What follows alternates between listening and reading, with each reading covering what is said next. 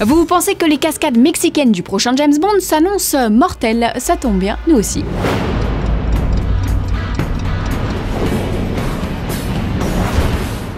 Décidément, rien ne va plus chez les X-Men. Après Jennifer Lawrence, c'est au tour de Hugh Jackman de quitter la saga. L'acteur a révélé sur son compte Instagram qu'il ne lui restait plus qu'un film avant de raccrocher définitivement les griffes. C'est un honneur que de rencontrer Wolverine. Ce n'est plus moi. Et comme en témoigne le nombre de griffes sur la photo, cette ultime apparition se ferait très probablement dans Wolverine 3, la suite de Wolverine le combat de l'immortel, en salle le 5 avril 2017. En même temps, après 15 ans de bons et loyaux services, qui peut lui en vouloir, franchement? C'est vrai, au total, Hugh Jackman aura interprété le mutant griffu 8 fois, dans X-Men, X-Men 2, X-Men l'affrontement final, X-Men Origins The Wolverine, X-Men le commencement, Wolverine le combat de l'immortel, X-Men Days of Future Past et le dernier film, Wolverine 3. Et puis, il faut bien avouer que ça n'a pas toujours été facile pour Hugh Jackman, hein. À chaque nouveau film, il a dû redoubler d'efforts, faire des heures de musculation, suivre un régime alimentaire intensif et hyper protéiné pour gagner en masse musculaire. Alors forcément, quand on voit le résultat, tout de suite ça calme. Je vous rappelle qu'il est âgé de 46 ans. Mais il nous a quand même confié qu'il avait dû régulièrement prendre des douches glacées pour conférer à Wolverine sa rage caractéristique.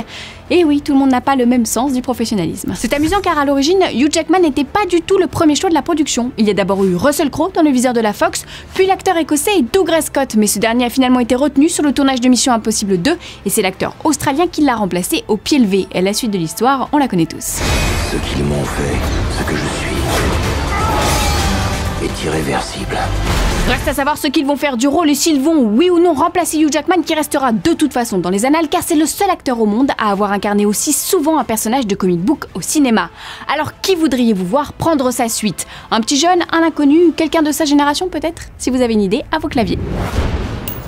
Aussi complice que Professeur X et Harry Potter lors des Empire Awards 2015, voici les news en bref. Après le Marvel Cinematic Universe, place au Transformers Cinematic Universe. La Paramount souhaite développer un univers cinématographique Transformers à base de suites et de spin-off en tout genre. Un peu comme Star Wars ou Ghostbusters en fait, hein. Le scénariste Akiva Goldsman, à qui l'on doit Divergente 2, Je suis une légende ou encore iRobot, serait chargé de coordonner tout ça. L'objectif dans un premier temps est d'établir un pool d'écriture afin de conclure à des idées et pourquoi pas réenvisager un crossover Transformers G.I. Joe. Dans la mesure où Transformers est l'une des franchises les plus lucratives dans le monde, ce serait dommage de s'en priver. Ah, ça semble robot pour être vrai tout ça. Hero de retour dans Heroes. Après Jack Coleman, c'est au tour de Masi Oka de confirmer son grand retour dans Heroes Reborn. Le comédien a déclaré à nos confrères de Variety qu'il espérait que ce retour à la télévision serait apprécié des fans. Rappelons qu'Heroes Reborn est attendu à l'automne 2015 sur NBC. La première saison comptera 13 épisodes et accueillera plus de petits nouveaux que d'anciens. Sont attendus aux côtés de Jack Coleman et Masi Oka,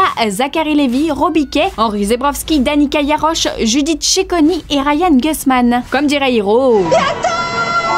Aujourd'hui dans le courrier des fanzoniens, on répond à Crazy Volcan. Idris Elba dans le costume de James Bond. Eh bien Crazy Volcan, figure-toi que les producteurs Michael J. Wilson et Barbara Broccoli voient ça d'un très bon œil. Lors d'une table ronde qui s'est tenue sur le tournage de Spectre, la productrice a déclaré, je cite, « Vous savez, Daniel Craig est Bond et je ne veux pas penser à ce qui se passera quand il arrêtera, mais je suis une grande fan d'Idris, nous le sommes tous, c'est un super acteur, il pourrait tout jouer. » Fin de citation. Remplacer Craig n'est pas encore à l'ordre du jour car il a encore un opus à tourner afin d'honorer son contrat et la productrice s'est empressée d'ajouter que l'acteur britannique était libre d'endosser le costume aussi longtemps qu'il le souhaiterait, mais on sent que le départ de Craig ne laisserait pas les studios dans la panade, la relève ayant d'ores et déjà un nom, Elba, Idris Elba.